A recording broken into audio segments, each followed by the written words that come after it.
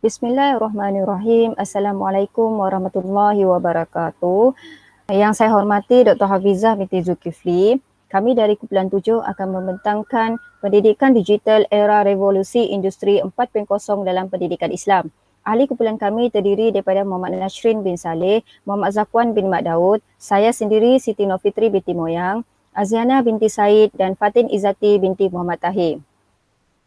Dalam tajuk kami bahagikan kepada beberapa subtopik. Yang pertama pendahuluan, yang kedua metodologi, yang ketiga revolusi industri 4.0 dalam pendidikan Islam, yang keempat cabaran pendidikan digital dalam pendidikan Islam, yang kelima impak pendidikan digital revolusi industri 4.0, yang keenam persediaan guru pendidikan Islam menghadapi revolusi industri 4.0, yang ketujuh kesimpulan.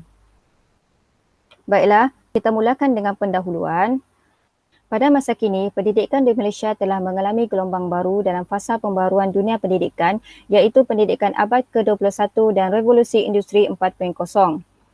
Revolusi industri ini sangat berkait rapat dengan aplikasi teknologi moden, digital, penyebaran maklumat serta penggunaan telefon pintar dalam urusan seharian telah membuktikan apa yang dikatakan oleh Rasulullah SAW dalam hadis riwayat At-Tirmizi yang bermaksud suasana satu zaman yang masanya menjadi singkat, jarak sudah menjadi dekat dan komunikasi pula menjadi lebih rapat telah menjadi realiti.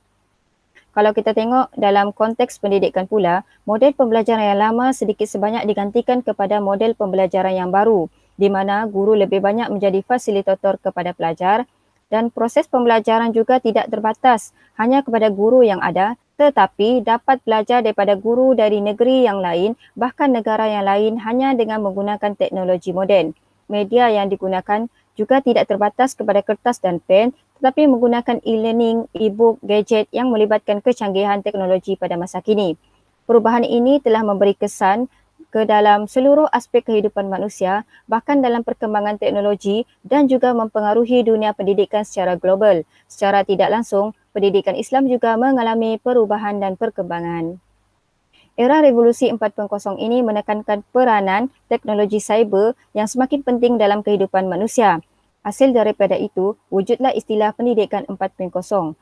Istilah pendidikan 4.0 ini adalah istilah yang digunakan oleh pakar pendidikan untuk menerangkan pelbagai cara untuk mengintegrasikan teknologi cyber ke dalam pembelajaran. Perubahan pada revolusi industri ini adalah hasil daripada dunia pendidikan. Perkembangan manusia dalam meneroka ilmu pengetahuan dan ciptaan baru sepatutnya dapat meningkatkan lagi peradaban dan tamadun manusia. Dengan erti kata lain, semakin tinggi ilmu pengetahuan, maka semakin tinggilah peradaban manusia. Ini selaras dengan definisi tamadun oleh Ibn Khaldun 1990 yang menyatakan tamadun sebagai pencapaian manusia melebihi keperluan asasi kehidupan sehingga dapat membuka jalan ke arah pemikiran dan penghasilan daya cipta yang lebih halus dan mempunyai nilai-nilai seni. Ini jelas menunjukkan bahawa Islam tidak pernah menolak perubahan dan perkembangan teknologi, bahkan Islam adalah agama yang sangat meraih perkembangan ilmu dan perkembangan teknologi demi kemaslahatan umat manusia. Membataskan tahap perkembangan pendidikan Islam itu sama saja dengan tidak menerima kemajuan peradaban Islam itu sendiri.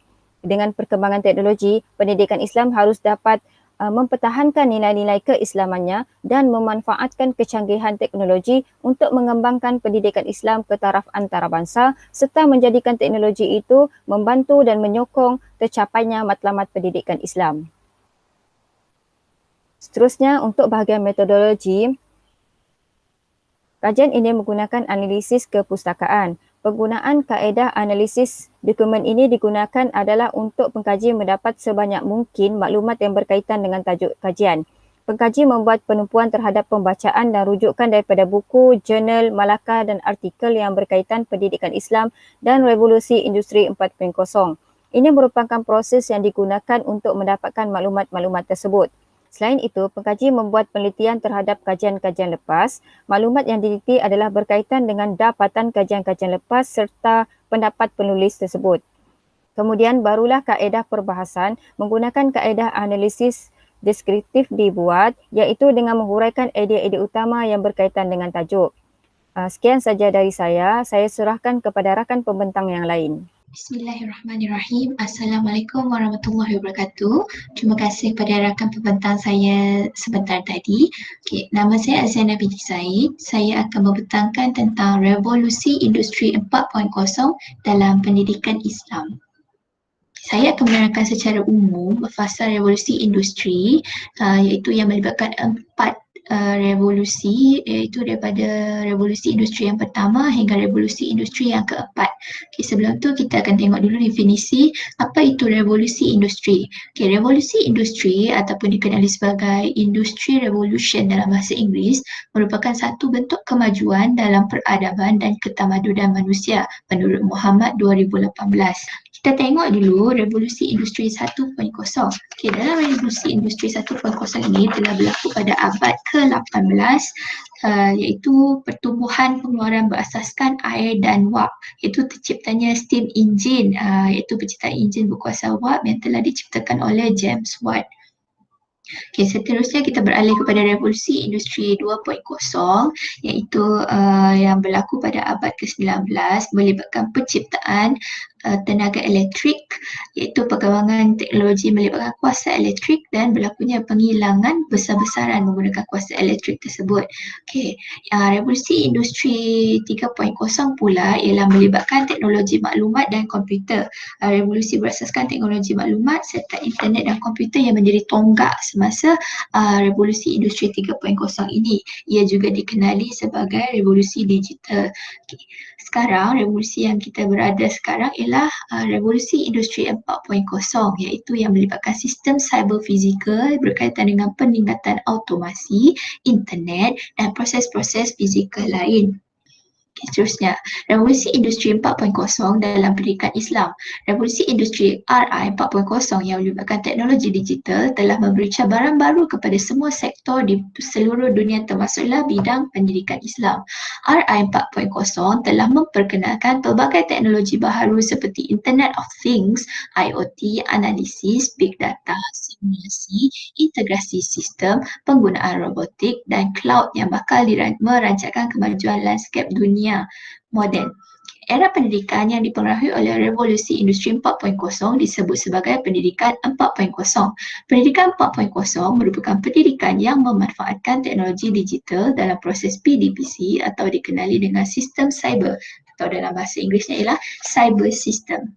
Seterusnya saya akan jelaskan apakah pengaruh revolusi industri 4.0 ni dalam bidang kita iaitu bidang pendidikan Islam. Pendidikan Islam ialah proses pendidikan yang mengutamakan konsep tarbiyah, taklim dan takdib serta penekanan terhadap pendidikan bersepadu. Okay, menurut Tajuk Arifin 2005, pendidikan bersepadu ialah pendidikan yang berteraskan Al-Quran dan As-Sunnah yang disepadukan dengan disiplin ilmu akal ke arah membina masyarakat ummah yang berteraskan akidah. Pendidikan Islam perlu merentasi kurikulum manakala pendekatan bersepadu perlu dilaksanakan sebaiknya dalam proses pendidikan negara. Pendidikan bersepadu ini juga boleh dijadikan perisai yang berkesan bagi masyarakat menangani gejala-gejala negatif hasil daripada kemajuan teknologi pada hari ini. Okay, seperti yang kita tahu, setiap benda itu, khususnya teknologi ni, dia ada pros dengan cons.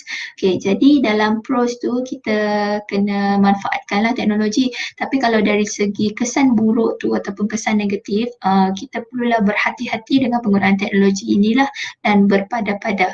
Okay, seterusnya.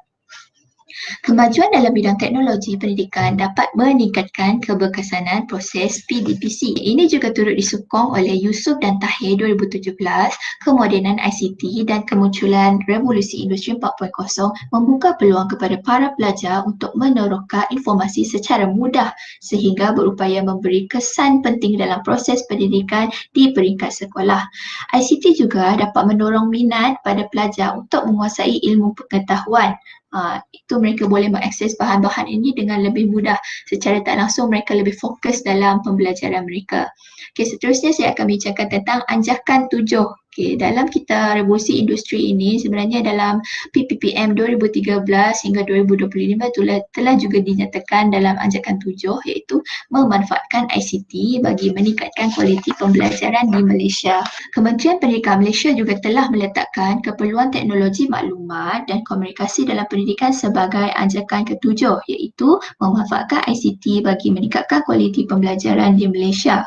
KPM ketika itu diterajui oleh Yang Amat Berhormat Perdana Menteri kita Tan Sri Muhyiddin Yassin percaya bahawa ICT akan membantu memperkukuh proses PDPC di semua sekolah di negara ini. Murid sepatutnya mendapat akses kepada kandungan yang lebih luas, menarik dan interaktif melalui peralatan yang lengkap.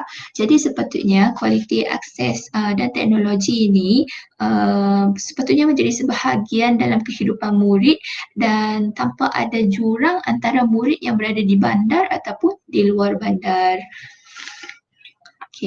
Poin seterusnya, pada tahun ini negara kita dan seluruh dunia sebenarnya telah dikejutkan dengan pandemik COVID-19 yang menyebabkan banyak sektor yang terpaksa ditutup termasuklah sektor pendidikan iaitu institusi pendidikan. Lantaran itu, dalam sektor pendidikan, konsep pembelajaran secara dalam talian merupakan pendekatan baharu dalam pengendalian proses PDP di institusi pendidikan di Malaysia menurut Fazliah dan rakan-rakan 2020. Jadi semasa berlakunya pandemik tersebut iaitu dalam tempoh Perintah Kawalan Pergerakan PKP, sekolah semua ditutup. Jadi pembelajaran secara dalam talian perlu dijalankan walaupun kita berada dalam situasi tersebut. Pembelajaran secara normal memandangkan kita sudah berada di revolusi industri 4.0, maklumat hanya terdapat di hujung jari sahaja. Sekiranya murid tak dapat pergi ke sekolah, jadi kita perlu bawakan sekolah tersebut kepada murid dalam mod yang pelbagai, tertumpuk dan terbeza. Itu semua bergantung kepada inisiatif dan kreativiti guru bagaimana mereka nak memanfaatkan teknologi yang telah ada ini dalam menyampaikan pengajaran dan pembelajaran. Seterusnya. Di sini saya akan jelaskan pendidikan 4.0 yang selaras dengan revolusi industri 4.0 dan saya lebih tekankan dalam pendidikan Islam. Di situ ada 6 poin iaitu kemahiran 421 iaitu 4K1N, pembelajaran autentik, kemahiran insania ataupun soft skills, kemahiran berfikir aras tinggi, KBAT, augmented reality, AR dalam pendidikan Islam dan media sosial sebagai medium dakwah.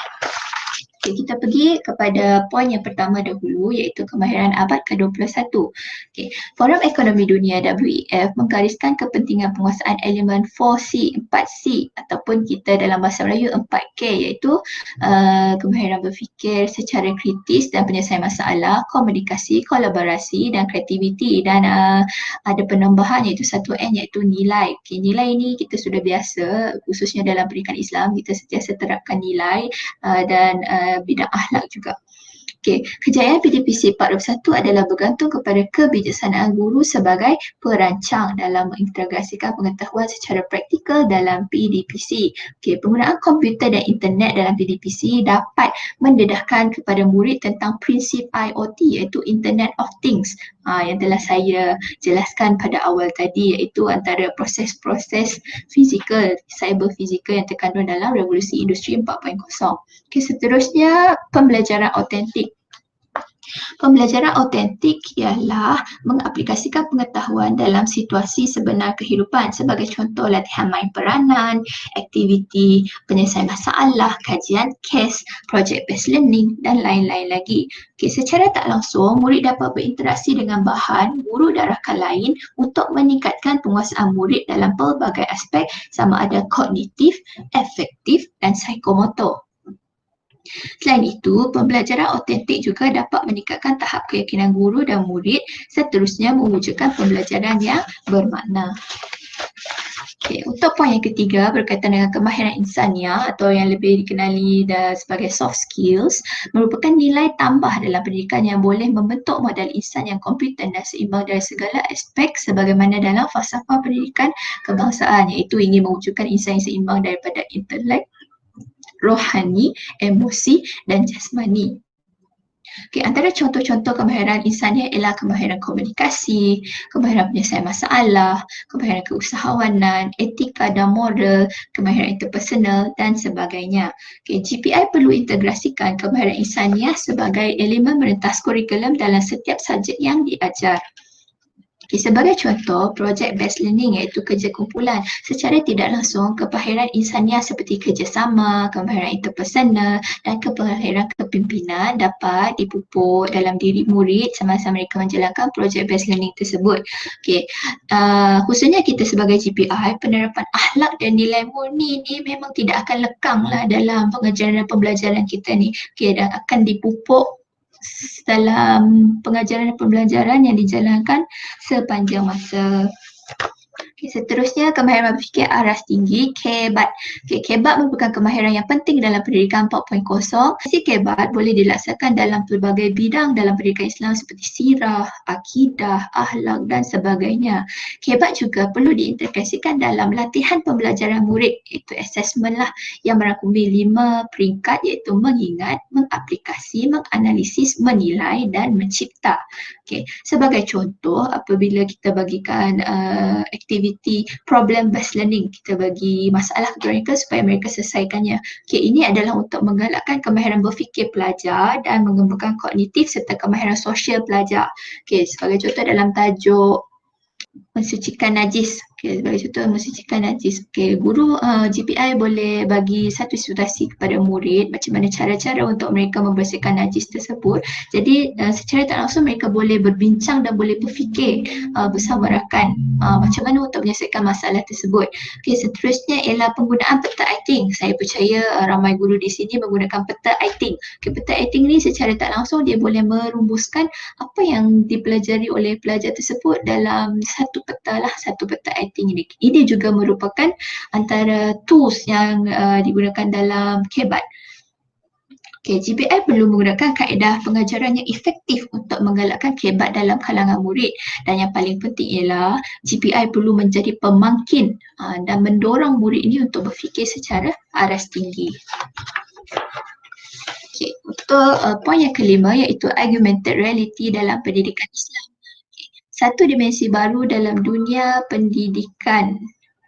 Ia memberikan satu cara baru bagi pengguna untuk berinteraksi dengan alam maya. Okay, pembelajaran yang menggunakan 3 dimensi ini menjadikan persembahan kandungan pembelajaran yang lebih dinamik dan kompeten. Okay, augmented reality ini menggabungkan alam maya dengan alam realiti. Pengguna dapat merasai objek secara maya namun mereka masih berada di alam realiti. Okay, dalam bidang pendidikan Islam juga mempunyai potensi yang besar seandainya teknologi AR ini dapat dimanfaatkan juga. Okay, sebagai contoh dalam bidang ibadah, okay, rukun solat, khususnya rukun fi'li. Kalau sebelum ni tanpa menggunakan teknologi, selalunya guru sendiri yang perlu menunjukkan demo macam mana pergerakan solat tersebut. Tapi menggunakan augmented reality ini, guru boleh menunjukkan pergerakan solat tersebut dari arah belakang, depan, atas, dari semua arah. Okay, kalau kita tunjuk video pun tidak semua arah yang mereka boleh tengok, tapi dengan augmented reality ni seluruh penjuru tu mereka boleh tengok macam mana cara pelakuan solat itu, pelakuan solat tersebut. Okay, seterusnya buku teks augmented reality. Okay, contohnya dalam bidang sirah kita selalu bercerita macam mana kisah-kisah zaman Nabi. Contohnya bentuk Kaabah. Okay, ada murid mereka tak pernah tahu bentuk Kaabah tu macam mana. Sekurang-kurangnya jika adanya buku teks augmented reality ni, mereka boleh mengimbas dan boleh melihat semua penjuru Kaabah tersebut dan boleh merasai macam mana bentuk tersebut. Yang terakhir ialah media sosial sebagai medium dakwah. Okay.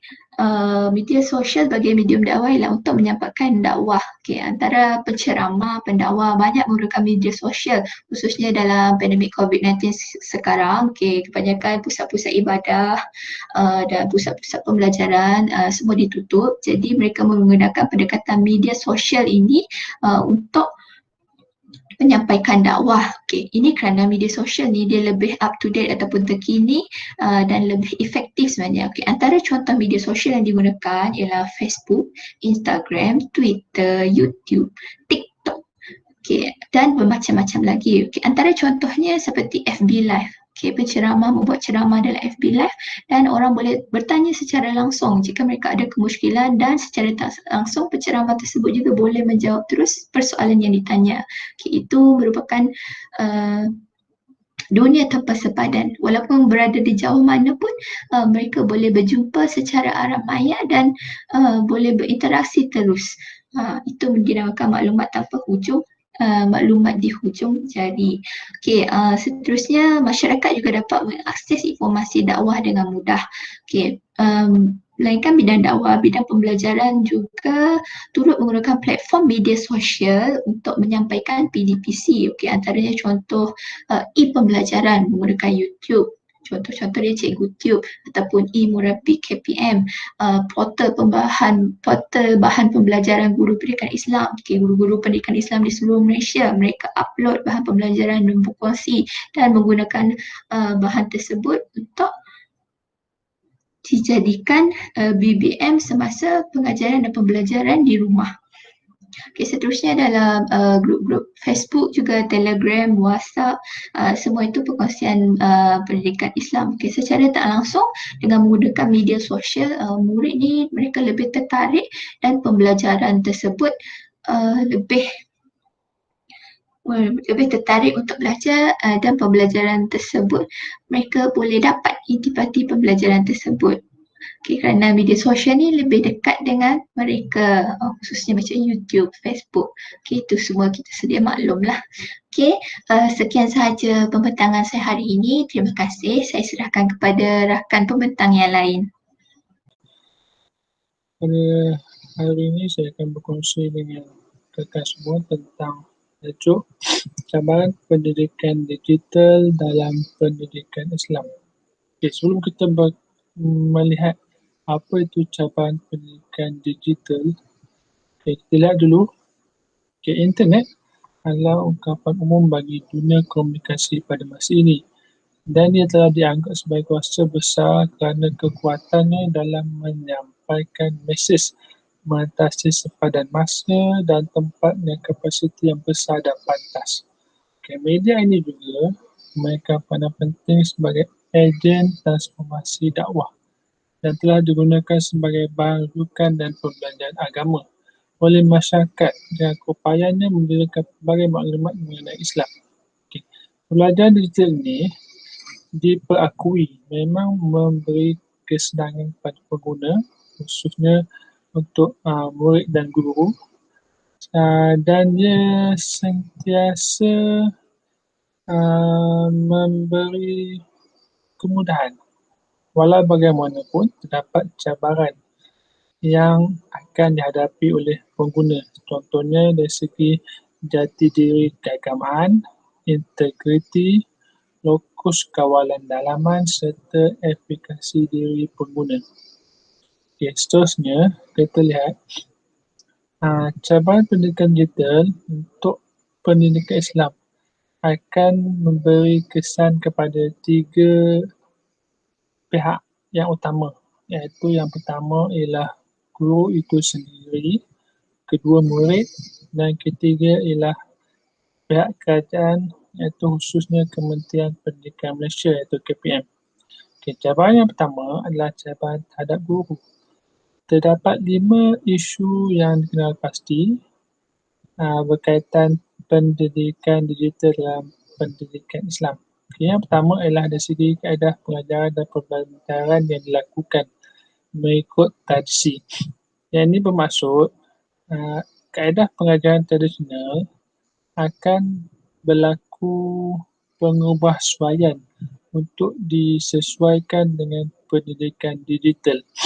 Sebagai contoh, kita dapat lihat pengajaran ibadat yang banyak memerlukan demonstrasi dan tunjuk ajar akan berlaku pengubahsuaian supaya apa yang diajar dan ditunjuk oleh guru itu dapat dipersembahkan secara media digital untuk ditunjukkan kepada murid. Itu adalah cabaran yang pertama yang dihadapi oleh guru. Yang kedua adalah cabaran dari segi tahap integriti dan nilai kandungan maklumat keagamaan. Memang kita tak dapat lari bahawa pelbagai maklumat berkaitan agama terdapat di internet. Jadi hal ini menyebabkan sekiranya diadakan aktiviti ataupun tugasan untuk murid mencari maklumat. Jadi guru akan menghadapi kesukaran ataupun ke kesukaranlah untuk membolehkan murid mengenal pasti, untuk membantu ataupun untuk memastikan murid dapat memilih maklumat yang betul-betul sahih dan tepat untuk menjawab persoalan yang dikemukakan oleh guru. Cabaran yang ketiga adalah dari segi mencabar konsep mutawatir. Hal ini bermaksud dalam pendidikan Islam, ilmu itu mestilah bersumberkan sumber rujukan yang sahih. Mutawatir adalah satu ilmu yang kalau dilihat dalam pendidikan Islam adalah berkaitan dengan hadis. Hal ini bermaksud satu ilmu itu mesti mempunyai rujukan daripada individu lain yang mana individu tersebut adalah individu yang orang lain sepakat bahawa dia adalah seorang ilmuwan yang tidak akan menipu dengan ilmu yang dia ada. Jadi bermaksud sekiranya pendidikan digital dijalankan untuk pendidikan Islam, cabarannya adalah ilmu yang diperoleh oleh murid itu, adakah dia benar-benar ilmu yang sahih, yang boleh dijadikan rujukan untuk dia bawa sebagai pegangan dia pada masa hadapan. Untuk yang seterusnya adalah cabaran dari segi kemahiran penggunaan alat digital. Hal ini bermaksud sebagai seorang guru, untuk mengajar pendidikan Islam menggunakan pendidikan digital memerlukan kemahiran penggunaan alat digital itu sendiri. Kerana jika seorang guru itu mahir mengajar tetapi sekiranya kemahirannya untuk menggunakan alat digital adalah kurang, maka penerimaan murid adalah akan menjadi kurang juga. Sebabnya, sebagai contoh, sekiranya guru mahu mengajar subjek memang subjek pendidikan Islam tapi adalah bidang tajwid. Penggunaan media seperti PowerPoint, video, semua itu amat membantu murid untuk memahami tajuk yang diajar. Tapi sekiranya guru tidak mahir menggunakan kemudahan tersebut, maka objektif pengajaran dan pembelajaran tidak dapat dicapai dengan baik.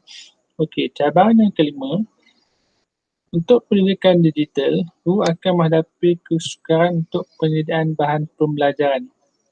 Hal ini bermaksud untuk pengajaran pendidikan Islam, guru perlu memastikan bahan pembelajaran yang disediakan boleh diakses oleh semua murid. Kita dapat tahu bahawa tidak semua murid mempunyai kemudahan peranti, telefon dan komputer. Jadi hal ini menjadi kesukaran untuk bahan tersebut boleh diperoleh oleh semua murid dan akhirnya menyebabkan tidak semua murid dapat menjawab bahan yang disediakan. Jadi guru tidak dapat menilai murid dengan baik. Untuk cabaran yang seterusnya adalah cabaran terhadap murid.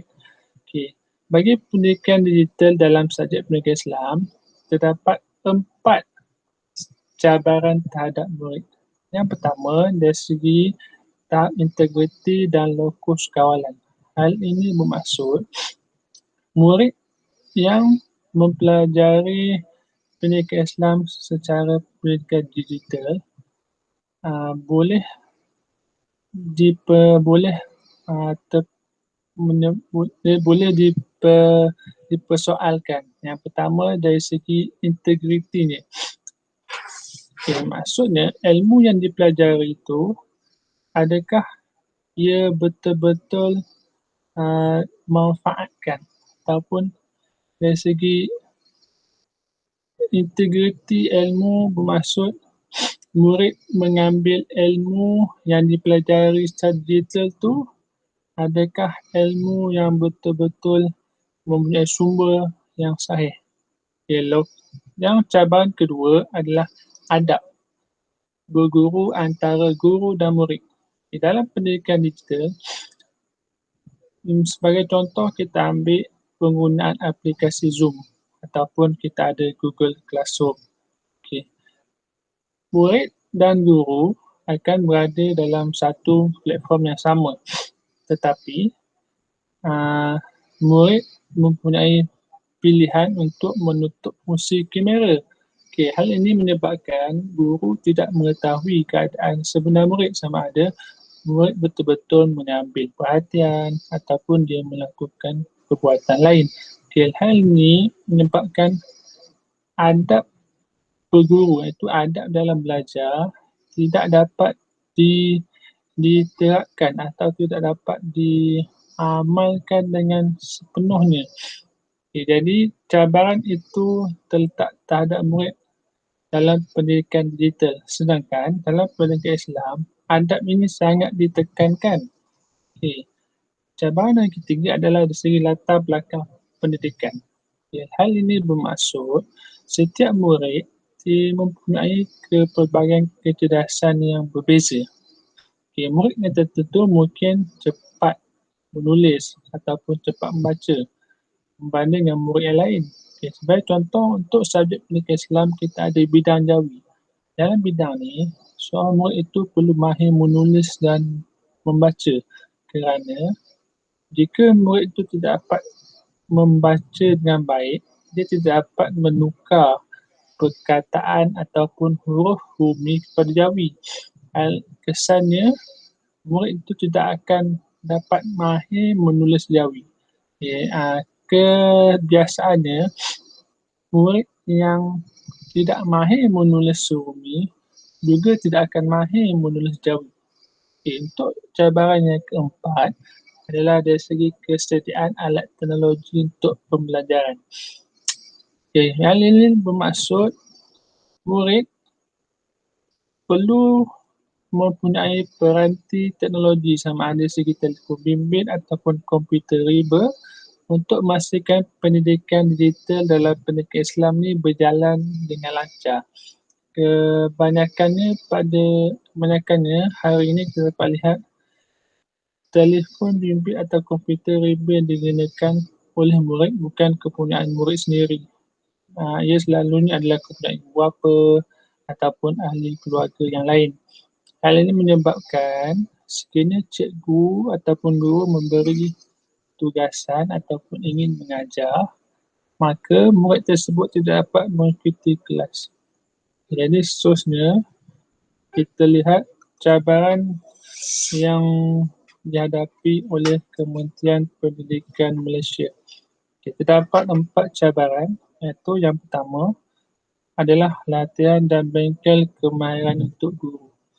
Hal ini bermaksud apabila Kementerian Pendidikan Malaysia KPM ingin mengadakan pendidikan digital dalam subjek pendidikan Islam, maka pihak KPM perlu mewujudkan atau menyediakan bengkel kemahiran untuk guru menggunakan platform pendidikan secara dalam talian dengan betul dan dengan sebaik-baiknya. Untuk cabaran yang kedua adalah penyediaan sistem pembelajaran yang sesuai dan stabil. Kita dapat lihat pada hari ini terdapat pelbagai aplikasi yang ada. Sebagai contoh, kita ada aplikasi Google yang telah disediakan oleh KPM.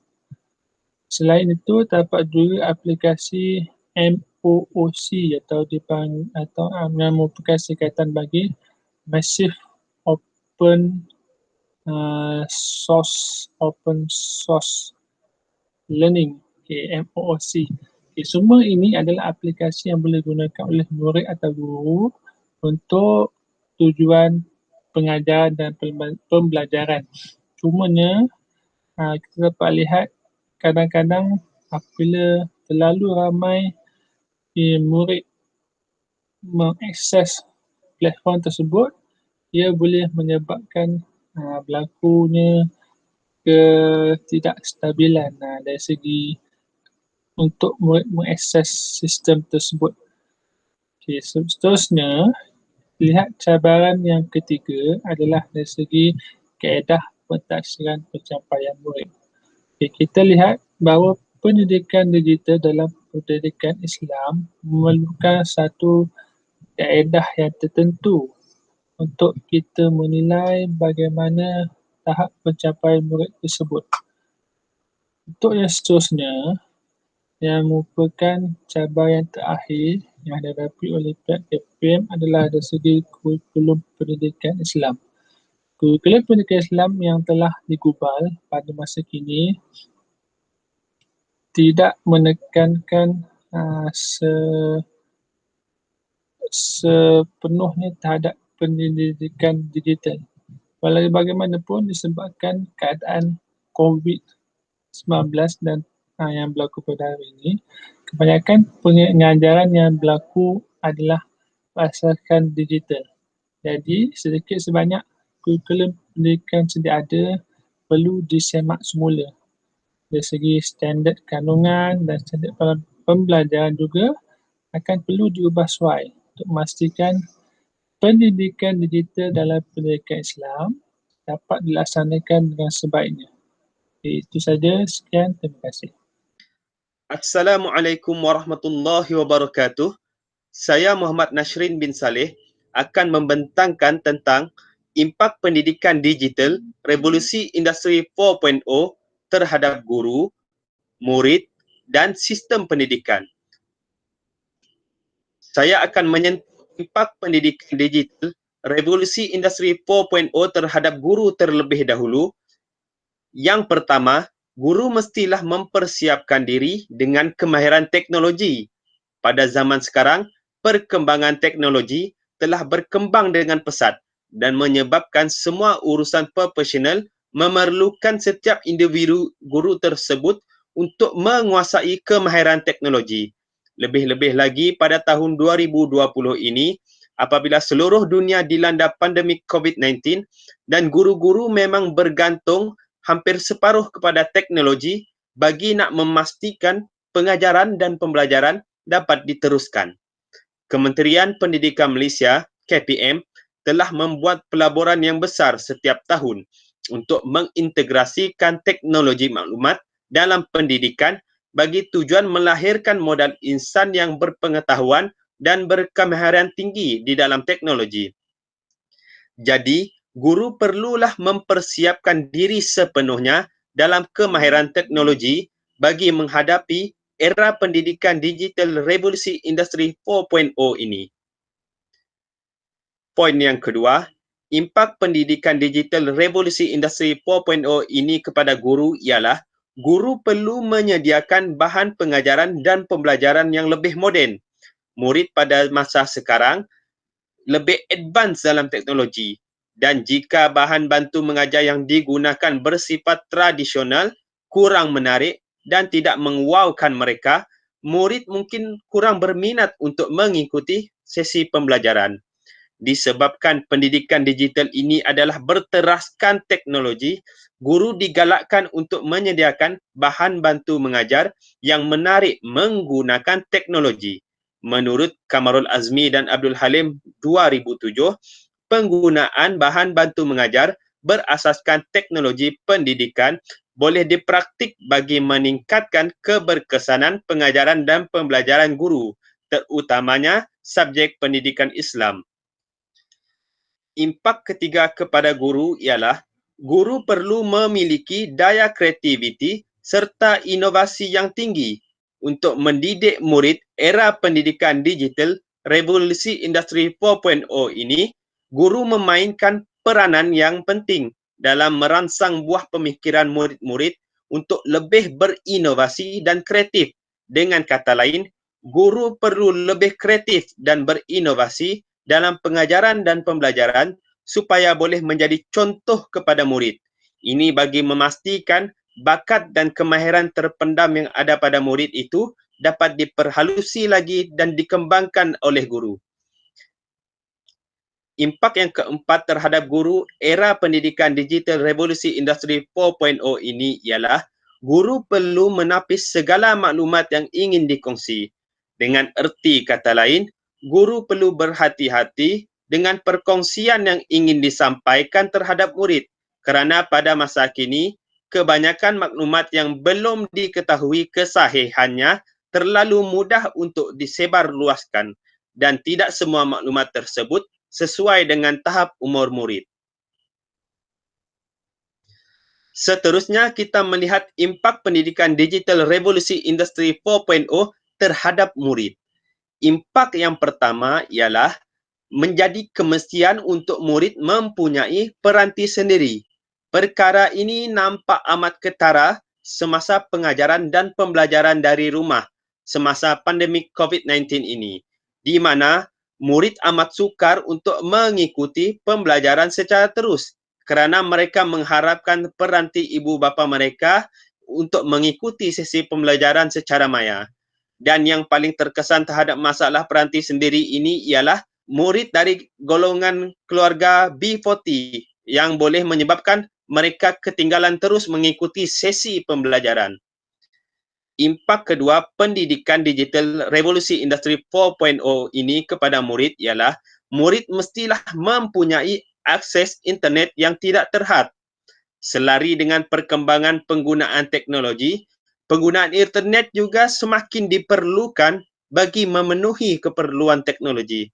Pengajaran dan pembelajaran secara maya ini memerlukan peruntukan internet yang banyak supaya murid dapat mengikuti pembelajaran maya secara langsung, iaitu live dari guru, terutamanya bagi subjek yang memerlukan bimbingan secara berterusan. Contohnya, subjek pendidikan Islam bagi tasmik bacaan Al-Quran, di mana di situ guru memerlukan pembelajaran secara talaki musyafahah untuk memperbetulkan kesalahan bacaan murid. Impak pendidikan digital revolusi industri 4.0 ini kepada murid yang ketiga ialah ia akan menyebabkan kurangnya pergerakan fizikal murid. Secara umumnya, kita tahu bahawa teknologi akan menyebabkan kita kurang bergerak kerana memang peranan utama teknologi adalah untuk memudahkan kerja seharian manusia.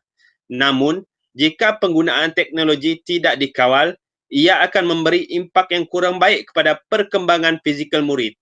Menurut Abdul, 2019, penggunaan gadget yang terlalu lama dan berlebihan boleh mengganggu perkembangan seimbang yang melibatkan fizikal, emosi, mental, kognitif dan sosial.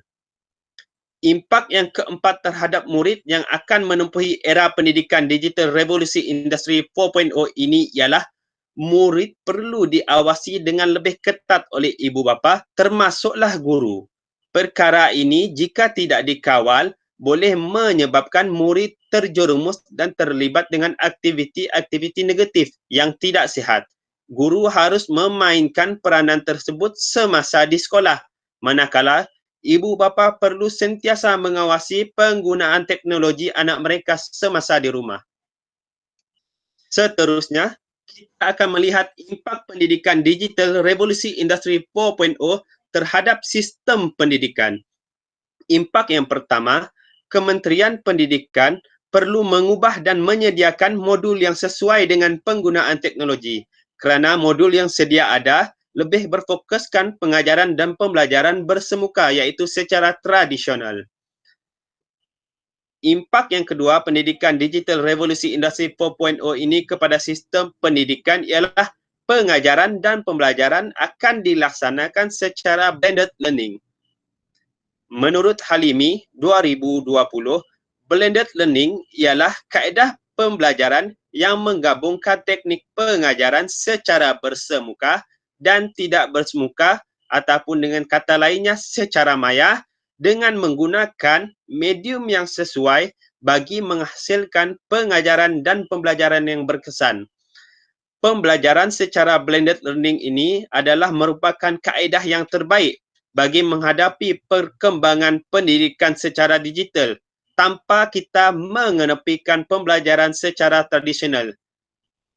Impak pendidikan digital revolusi industri 4.0 ini kepada sistem pendidikan yang ketiga ialah Kementerian Pendidikan perlu menyediakan aplikasi pendidikan yang lebih mesra pengguna dan mudah untuk diakses oleh semua murid. Murid sekolah rendah kebiasaannya lebih cenderung untuk membuka sesuatu yang mudah diakses dan tidak terlalu complicated. Contohnya mereka suka membuka YouTube yang mereka hanya perlu scroll dan klik saja. Impak yang keempat era pendidikan digital revolusi industri 4.0 ini terhadap sistem pendidikan ialah Kementerian Pendidikan perlu memastikan semua murid diberi pendedahan terhadap teknologi. Contohnya, seperti perlu diperuntukkan waktu subjek teknologi maklumat kepada murid sejak dari tahun 1 lagi, supaya mereka mendapat pendedahan awal tentang penggunaan teknologi. Sekian saja pembentangan saya. Saya serahkan kepada pembentang yang seterusnya.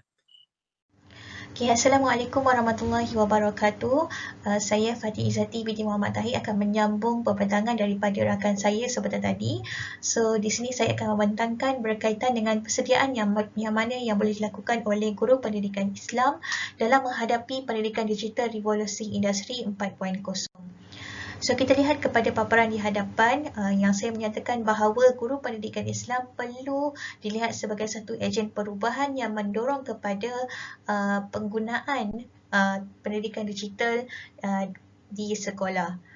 So, kita melihat kepada penerimaan positif guru pendidikan Islam ke arah pendidikan digital era revolusi industri 4.0 yang mana telah dipetik oleh Zulkifli dan Raja Masna dalam kajiannya mengatakan bahawa ia mendapati bahawa sikap guru yang positif ini penting untuk mendorong murid mempelajari sesuatu perkara. Dan juga sikap dan kesedaran merupakan cara yang terbaik untuk menjangkakan dan meramatkan komitmen terhadap penggunaan ICT dalam pengajaran dan pembelajaran. Sikap dan efikasi kendiri guru yang tinggi dapat membantu memudahkan lagi proses peningkatan penerimaan, penggunaan dan pelaksanaan teknologi maklumat dan komunikasi ketika proses pengajaran dan pembelajaran dalam bilik darjah. Seterusnya kita melihat kepada pengetahuan berkaitan dengan teknologi digital sebagai satu pendedahan awal. Kenapa saya katakan bahawa pengetahuan ini sebagai satu persediaan awal? Kerana dalam menimba kemahiran-kemahiran yang baru, tindakan awal sebelum dapat memahirkan diri adalah dengan memberikan satu pendedahan awal kepada guru pendidikan Islam secara khususnya sebagai gambaran umum terhadap fungsi teknologi dalam bidang pendidikan. So, pendedahan awal ini merupakan satu kepentingan sebagai satu galakan dan untuk merangsang minat terhadap penggunaan teknologi secara lebih kreatif dan interaktif oleh para guru. Dan juga pentingnya pendedahan awal ini merupakan satu galakan teknologi sebagai satu keperluan dari segi keseluruhan bidang kemahiran. Maka ini merupakan satu inisiatif yang baik yang boleh dilaksanakan oleh pihak kementerian ataupun pihak-pihak yang bertanggungjawab agar menekankan literasi serta penggunaan teknologi ini kepada guru-guru, khususnya guru-guru pendidikan Islam sejak awal pelantikannya. Seterusnya kita lihat kepada persediaan yang boleh dilakukan adalah daripada sudut segi mental dan fizikal terhadap perubahan pendidikan ke arah pendidikan digital dari yang secara tidak langsung menuntut kepada kerjasama semua pihak-pihak yang berkepentingan. Contohnya adalah daripada segi pihak kerajaan, pihak kementerian, pihak sekolah ataupun pihak pentadbir itu sendiri. Yang mana dari sudut kesemua pihak perlu memberikan kerjasama dalam menyediakan satu tindakan awal bagi memaksimalkan penggunaan ataupun pengetahuan ICT dalam pembelajaran mereka. Okey, so ini boleh dilakukan oleh pihak kementerian ataupun pihak kerajaan sendiri dengan mencadangkan kepada program ataupun latihan-latihan kepada para guru sebulan dalam setahun ataupun 3 bulan sepanjang tahun sebagai satu langkah memberikan kebiasaan kepada guru-guru, khususnya kepada guru pendidikan Islam. Hal ini kerana kemahiran itu merupakan antara satu perkara yang bukan mudah untuk diperolehi ataupun yang bukan mudah untuk dipelajari, dan ia merupakan satu proses yang panjang yang secara berperingkat bagi meningkatkan lagi kemahiran kepada bidang teknologi, seterusnya mengaplikasikan dalam pengajaran mereka. So dari sudut kerjasama daripada pihak sekolah dan pentadbir, di sini kita dapat lihat adanya peningkatan ataupun meningkatkan lagi kebolehcapaian daripada sudut internet ataupun ICT di sekolah. Okey, dan aspek ini memainkan peranan penting kerana kebolehcapaian dalam mengakses bahan-bahan pengajaran dalam pendidikan boleh juga menyebabkan keseronokan kepada guru-guru tersebut yang baru adanya kemahiran dan untuk menjanakan lagi meningkatkan lagi kepada pengetahuan dan keberkesanan penggunaan ICT dalam PNP mereka.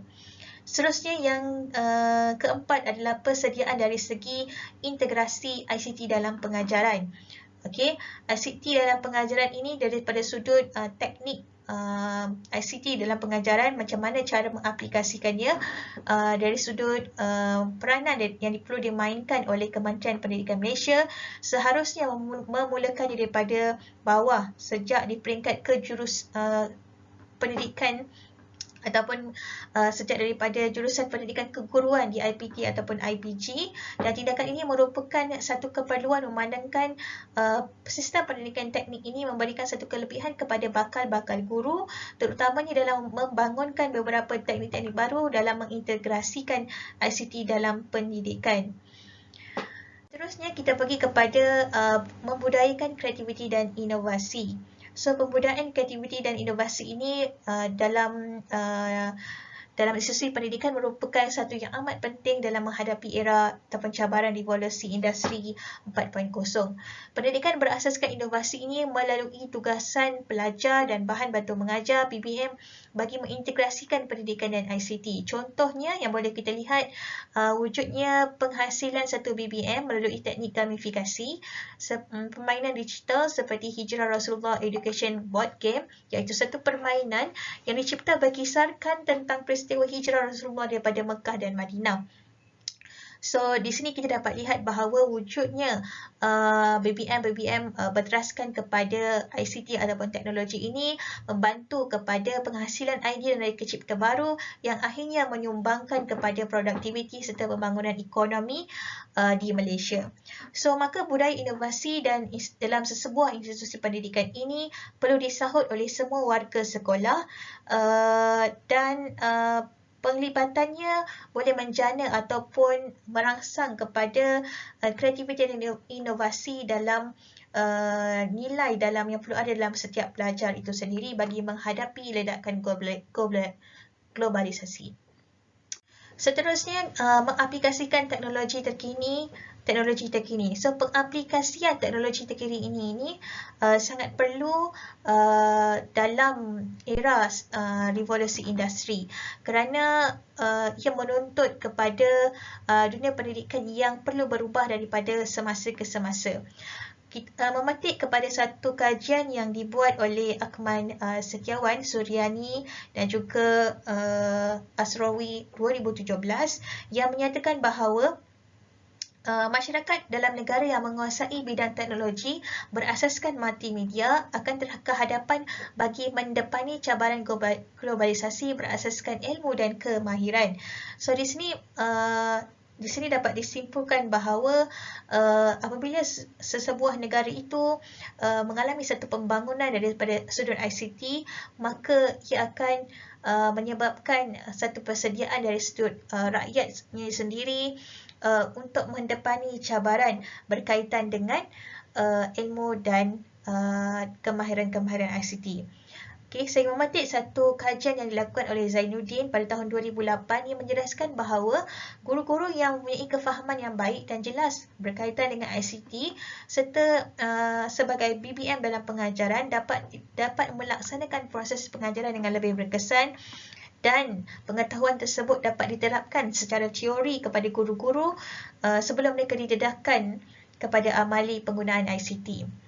So antara aplikasi-aplikasi teknologi terkini yang boleh digunakan pakai dalam proses pengajaran dan pembelajaran khususnya bagi mata pelajaran pendidikan Islam adalah seperti Google Meet, video conferencing yang sekarang ini mungkin tidak asing lagi bagi kita di mana kita berada di dalam pandemik COVID-19 yang menuntut kita menggunakan ICT bagi melancarkan lagi proses pengajaran dan pembelajaran.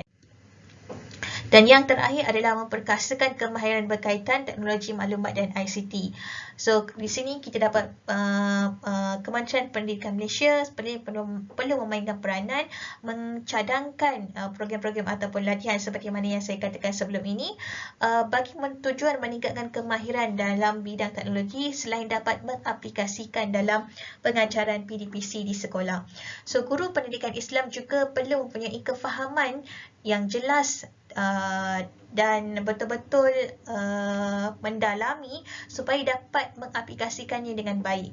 Kefahaman yang baik berkaitan dengan ICT ini membolehkan inovasi digital dalam teknologi pengajaran dan pembelajaran dapat dilaksanakan dengan berkesan dan menyahut cabaran Kementerian Pendidikan Malaysia dalam melaksanakan cita-cita dan aspirasi yang dihasratkan. Okay, so secara kesimpulannya, persediaan guru pendidikan Islam dalam menepani cabaran pendidikan digital era revolusi industri 4.0 ini secara langsungnya perlu adanya kerjasama oleh semua pihak-pihak yang berkepentingan seperti kementerian, kerajaan, pentadbir dan sekolah. So hal ini bagi mengurangkan fenomena stres ataupun fobia, teknostres ataupun teknofobia kepada aplikasi-aplikasi teknologi, dan dengan adanya pendedahan awal ataupun kemahiran awal seperti ini dapat meningkatkan lagi kemahiran dan pengetahuan tentang teknologi digital, seterusnya menjadikan guru-guru lebih bersemangat untuk menerima teknologi dalam profesi mereka. Itu saja untuk bahagian saya. Terima kasih. Seterusnya adalah kesimpulan. Perkembangan era revolusi industri 4.0 ataupun dikenali sebagai era digital dan robotik haruslah dihadapi dengan terbuka dalam setiap pembaharuan. Segala kemudahan teknologi dapat dijadikan satu alternatif dalam mengembangkan pendidikan, khususnya pendidikan Islam. Pendidikan Islam haruslah merentasi kurikulum dalam setiap pengajaran dan pembelajaran dan juga boleh mengintegrasikan teknologi dalam pendidikan supaya pelajar bersedia untuk menghadapi cabaran era digital revolusi industri. Dalam kita memacu revolusi industri, kita tidak seharusnya meninggal terus nilai-nilai Islam kerana ia merupakan perisai diri yang paling berharga dalam menangani gejala negatif hasil daripada kemajuan teknologi. Jadi berkaitan dengan revolusi industri 4.0, pendidikan Islam bersedia menuju kepada era digital tersebut kerana pendidikan Islam itu sendiri mempunyai aspek yang kuat dalam membentuk manusia yang seimbang dunia dan akhirat. Oleh itu, pendidikan Islam mampu melahirkan insan yang terdidik dengan memanfaatkan ilmu dan teknologi ke arah kejayaan dunia dan akhirat. Itu sahaja dari kumpulan kami. Sekian, terima kasih.